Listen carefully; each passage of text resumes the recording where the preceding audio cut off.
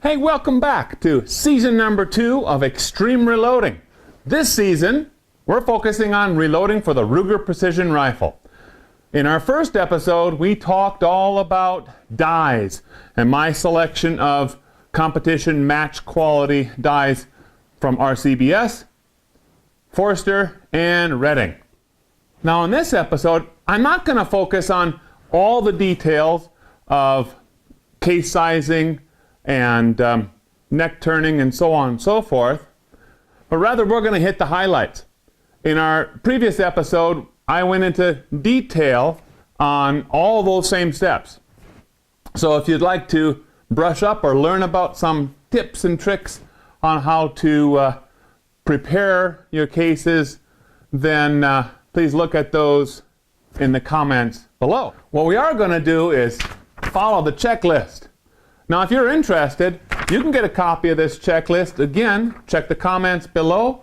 I've set up a Dropbox, and you can just download this. It's an Excel spreadsheet. Use it as a guideline. There's no details here, just kind of a guideline or checklist of the steps I do in the order that I follow for some extreme reloading. One of the things that I'm doing is starting off with a journal entry. This ends up in my journal, never gets thrown away. The date that I did the work, the cartridge, the quantity, the type of brass that I'm using. I do a wipe down on all of these things, primarily because I want to get any grit, dust, whatever, off the outside of my cases before I put them in to those dies. I don't want to scratch the inside of my dies. I pay close attention to a potential case head fracture, what's called an incipient case head separation. Got a special video just on that one if you're interested. Those cases are then lubed and resized. The very first time through, I'm doing a full-length resize on every one of these cases. I've got a bunch of Hornady cases, about 20 of those cases. I've got about 20 of the Norma cases, and I've got quite a number of Lapua cases. I'm checking case head expansion, and this I'm doing right at the right near the head of the case, and I'm looking those things over. I've got an upcoming video specifically about case head separation and why that measurement all by itself might be one of the most crucial measurements you make in your reloading processes. Do a length test. I'm using a case length gauge made by Lyman. Works out very, very well. And if necessary, I'm trimming some of those cases. Wiping them back down, preparing the primer pockets.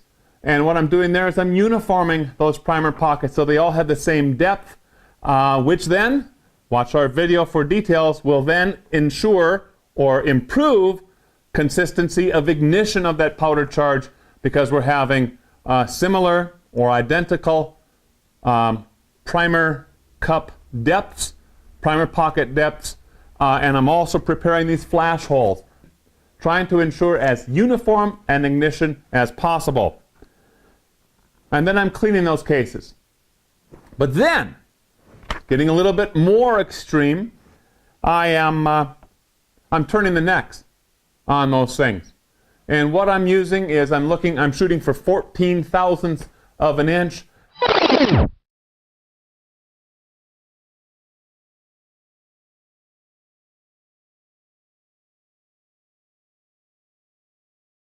And I'm using some of the Norma cases as my gold standard, my reference cases. What I found out is that the Norma cases have pretty close to what I call an ideal case neck thickness for these 308 Winchesters. Now this one in particular is a Norma case, and Norma is kind of known to have from the factory pretty nice case thicknesses, in particular the case neck thickness. So this is one of them that became one of my reference cases, my gold standard cases, and you can see here that I marked it at the spot that I wanted to use as my reference when I set the cutter on that Hornady case neck trimmer. Now when I mic'd this one out, that spot right there was at 14 thousandths. Some other parts of it was pretty uniform. Other parts were up to 15 thousandths. Now this Lapua case, a little bit thicker. And so I think I'm going to be taking off, some pretty good brass when I cut this one. But again, we had a spot here that satisfied the same thing at about 14 thousandths of an inch.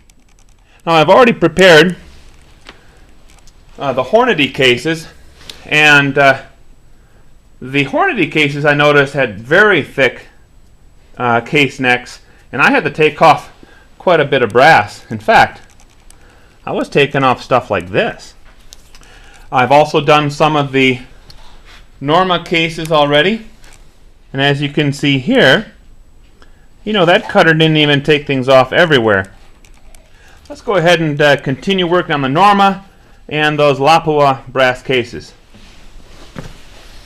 Go ahead and lube that up a little bit more.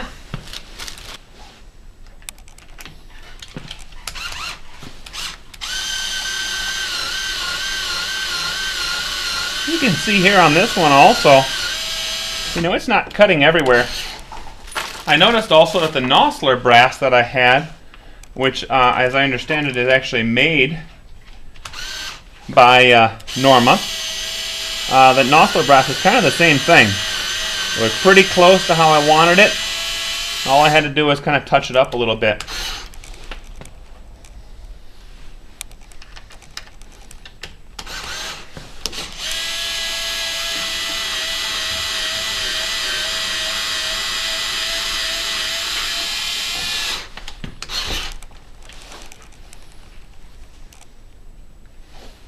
Go ahead and start these Lapua cases.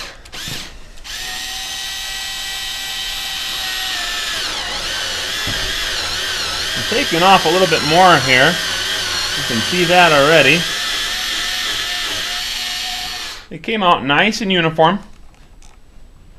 We're going to continue with all these Lapua cases.